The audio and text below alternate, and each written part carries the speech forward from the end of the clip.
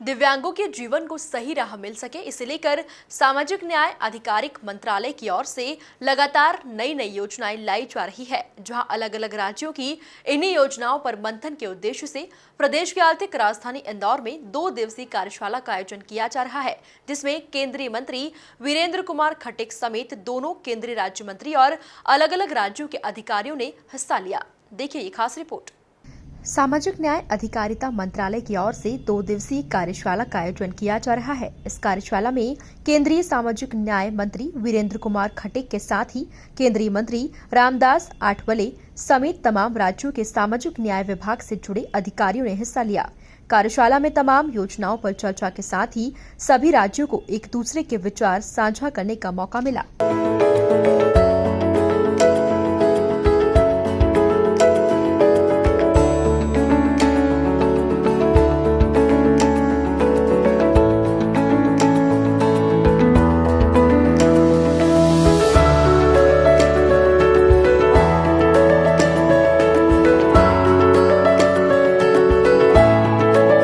कार्यशाला के बाद मीडिया से बातचीत करते हुए केंद्रीय मंत्री वीरेंद्र कुमार खट्टिक ने क्या कुछ कहा, जरा आप खुद ही सुनिए।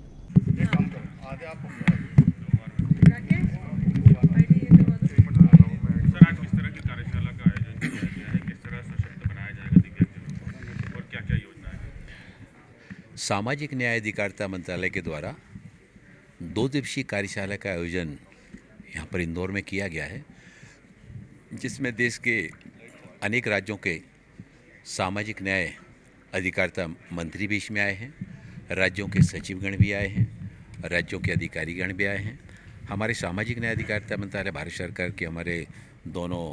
राज्य मंत्रीगण भी हमारे साथ में आए हैं, हमारे सेक्रेटरी अंजनी भावड़ा मैडम और विभाग के अधिकारीगण यहाँ पर आए हैं। इस 2 दिवसीय कार्यशाला में देश के प्रधानमंत्री आदरणीय नरेंद्र मोदी जी के प्रधानमंत्री बनने के बाद दिव्यांगजनों के लिए, उनके कल्याण के लिए, उनके सम्मान के लिए, उनके कौशल विकास के लिए जिस तरह से गतिविधियों को आगे बढ़ाया गया, जिसमें दिव्यांगजन अधिकार अधिनियम 2016 और इसमें बहुत सारी सुविधाएं इसमें बढ़ाई गई। हम सभी इस क्षेत्र में जो दिव्यांगजनों के सर्वांगीण विकास के लिए काम कर रहे हैं, अलग अलग राज्यों में जो गतिविधियां चलाई जा रही हैं, केंद्र सरकार के द्वारा जो योजनाएं चलाई जा रही हैं, उन सारी योजनाओं का एक और जहाँ प्रस्तुतिकरण होगा, वहीं प्रस्तुतिकरण के साथ ही साथ राज्यों की भी योजनाओं की जानकारी मिलेगी, जिससे एक दूसरे के विचारों को साझा करने का अवसर हमको तो प्राप्त होगा ही, साथ ही साथ पिछले वर्षों में। इसी के साथ केंद्रीय मंत्री वीरेंद्र कुमार खट्टिक ने बताया कि मध्य प्रदेश के ग्वालियर में राष्ट्रीय खेल केंद्र दिव्यांगजनों के लिए बनाया जा रहा है, जहां देश भर के दिव्यांग खिलाड़ियों को लेकर उन्हें प्रशिक्षण दिया जाएगा।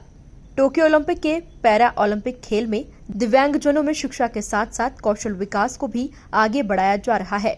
आदरणीय मोदी जी के प्रधानमंत्री बनने के बाद जैसे मध्य प्रदेश में ग्वालियर में और राष्ट्रीय खेल केंद्र दिव्यांगजनों के लिए वहाँ पर बनवाया जा रहा है,